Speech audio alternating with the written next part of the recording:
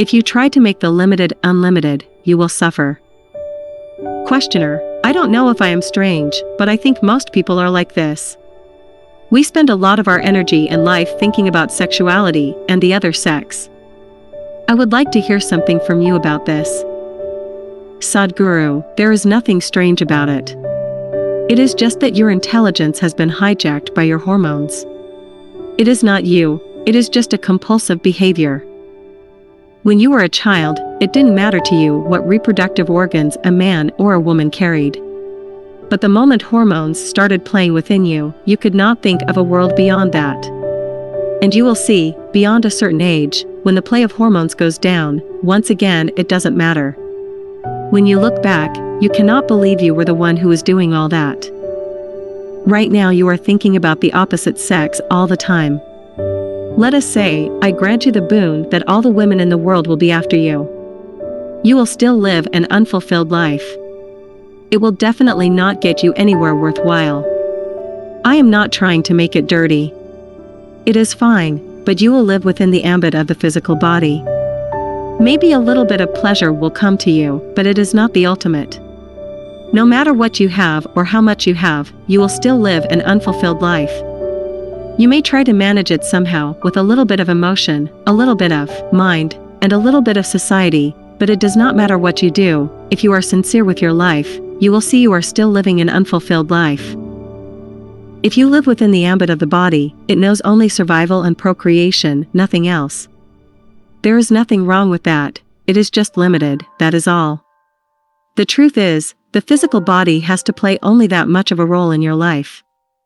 But now you are trying to stretch it all over. You will definitely bring suffering to yourself because you are trying to create falsehood. People who think they are just perfect and that nothing will ever happen to them, look at what happens to them after some time.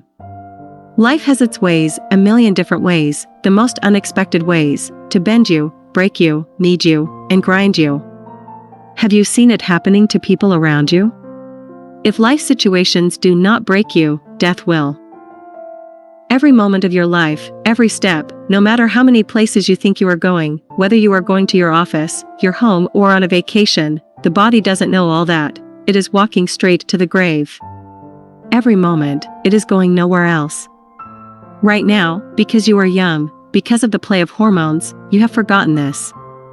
But slowly, as time passes, it will become more and more apparent that the body is walking towards the grave. If all that you have known is just the body and you are going to lose the whole of it, fear becomes the way to live. The physical body's ways are very limited. If you try to make it everything, if you try to make the limited unlimited, you will suffer because that is the way of the body. There is no other way. There is nothing wrong with your hormones, it is just that they are compulsive. Once you live a compulsive life, you are living the life of a slave. Do you want to be a slave? There is something within you which cannot be a slave. Whether you are a slave to something or somebody, once you are a slave, unknowingly, slowly, you will become a long face. When you were a child, you were full of big smiles, because there wasn't so much slavery. Slowly, as different kinds of compulsions took over, without knowing why, although everything, your business, your family, your relationships, is going fine in your life, your face is becoming longer and longer. You are doing desperate acts to be happy. As people get richer and older, you will see, they start doing more desperate things to be happy. Desperation comes because you are trying to make a small aspect of your life into everything. It will not work. Today, Western cultures, especially, have made the body into everything, and their suffering is untold.